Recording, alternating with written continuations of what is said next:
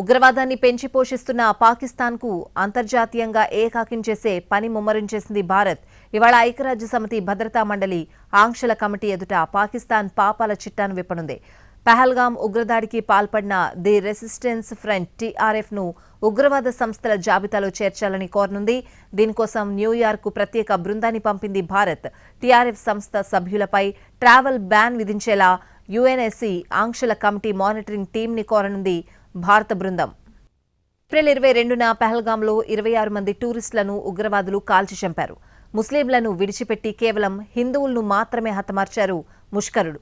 ఈ పని చేసింది తామేనని ద రెసిస్టెన్స్ ఫ్రంట్ టీఆర్ఎఫ్ స్వయంగా ప్రకటించింది. దీంతో టీఆర్ఎఫ్ ని ఉగ్రవాద సంస్థగా ప్రకటించాలని యుఎన్ఎస్సీలో భారత్ కోరింది. అయితే భారత ప్రయత్నాలకు చైనా అండతో గండి కొట్టింది పాకిస్తాన్. దీంతో ఇవాళ మరోసారి భారత్కు చెందిన నిపుణుల బృందం యుఎన్ఎస్సీ శాంక్షన్స్ కమిటీని ప్రత్యేకంగా కలవనుంది. టీఆర్ఎఫ్ ను ఉగ్రవాద సంస్థల జాబితాలో ఎందుకు చేర్చాలో వివరించనుంది. టీఆర్ఎఫ్ ఉగ్రవాద సంస్థ అని నిరూపించేందుకు అవసరమైన అన్ని ఆధారాలను అందజేయనుంది భారత్ బృందం. Rounds of briefings, and in these briefings we have also shared with you in particular the resistance front. Foreign Secretary in his statement also made very clear the kind of evidence that we see, and investigation is going on in this particular matter. You would have seen that TRF had taken responsibility, and then second time again, second day, twice they had taken responsibility, and thereafter possibly at the behest of their handlers they rolled back.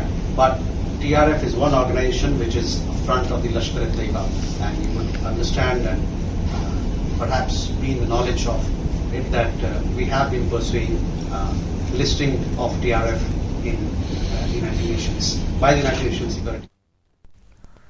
ఐక్యరాజ్యసమితి counter terrorism కార్యాలయం యుఎన్ఓసిటీతో పాటు counter terrorism committee executive directorate సిటీఈడీని కూడా భారత్ బృందం కలవనుంది.